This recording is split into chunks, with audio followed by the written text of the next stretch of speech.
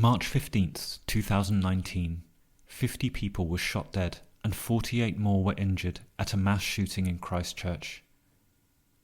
As an event, it's shocking enough. What made the attack much worse was that the gunman live-streamed it on Facebook. How do we make sure that another tragedy like it doesn't happen again? This video details the problems that we're facing in the task of moderating billions of web users and presents a solution that is beneficial for everyone, from social media companies to governments to the global economy to our freedom. The core problem is that the mass adoption of social media is equivalent to every person being granted a broadcast license. That license is valid at any time of day and has global reach. All broadcasts are unregulated and are incentivized by clicks, biasing the fake and the outrageous. Social media platforms require frictionless onboarding of users to maximize growth. Anything that adds friction to that process will be opposed. Requiring that a user pays adds a lot of friction, and platforms are often committed to offering free services. The current approach to content moderation is a bare minimum workforce that relies heavily on users reporting inappropriate content. In the case of extreme material, viewers are likely to have sought out the content, so it doesn't get reported.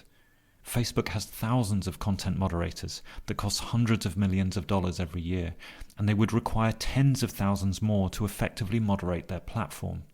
This is just one platform. YouTube, Twitter, and many other public forums all require moderation too. Moderating the content of billions of users is a big enough problem without multiplying by the number of platforms. Whatever solution is adopted needs to work cross-platform. The biggest problems are the problems of scale, and a social media company or a government is not going to solve that with policy.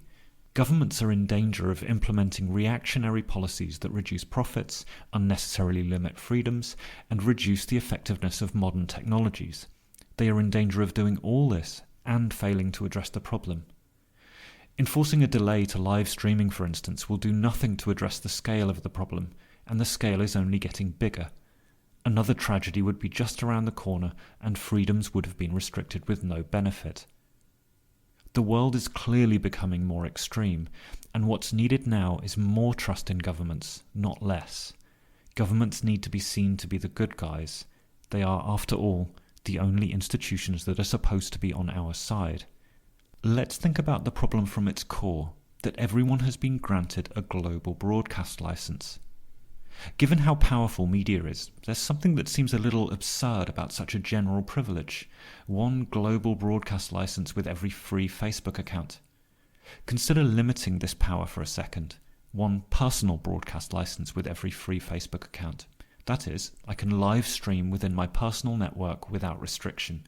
Private networks immediately limit damage, and if a network doesn't need to worry about public content, it makes the problem more manageable. Just this one rule and the core use case of the system remains intact. They are social networks, that is for people to socialize. The networks will argue against it, but whatever their argument is, they want everyone to have a broadcast license, and for free. So how do we get a little closer to granting it? We need regional controls, culpability of content moderators and content providers to their government, and enough moderators for the volume of uploaded content. It would also help if there was some motivation to improve moderation efficiency, and so a healthy dose of capitalism should be in the mix. Our second and final rule is that if a user wants to broadcast publicly, they require a broadcast license. Licenses could be easily obtained from a network of competitive providers responsible for moderating that user's public content across all their platforms. They can be priced based on how much a user posts, the medium, and the nature of the material. How content is moderated can be tailored to regional laws, and it's the user who appoints a moderator for all their services. There's even the opportunity for companies to grant free licenses to low-threat broadcasters.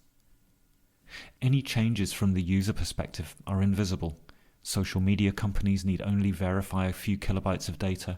A vast global network of third-party moderators specific to each region can easily identify which posts they are responsible for moderating.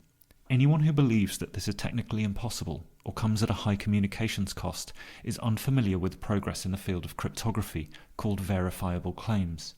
Developing and deploying decentralized networks of trust is now relatively easy and extraordinarily cheap. Live streaming would not have been hindered, social media services would remain uninterrupted, and it would not be mandatory to have a license if you only use social media socially. The request to web companies to police all content is an unreasonable one. It cannot be achieved. The solution is to build decentralized networks of trust across each region. Imagine a company who provides a license for $1 a year, but on the condition that if the user breaks terms, they pay $50 for every time they need to renew the license. The disincentive is highly likely to make people think twice before engaging in the mildest of cyberbullying. Any government who does this has just created for their country a multi-million-dollar competitive business sector and effectively tamed social media without disruption. In the event of another broadcasted attack, a license can be revoked in real time. If we are unfortunate enough to experience another Christchurch, it certainly wouldn't be live streamed on any platform. As people, we need to accept that problems do exist when we allow everyone to broadcast globally. If we don't accept reasonable restriction, governments will be forced to put in place unreasonable restrictions. It is absurd that everyone has a free broadcast license. It's time Silicon Valley owned that. By adopting this approach, they can own it and keep their services free.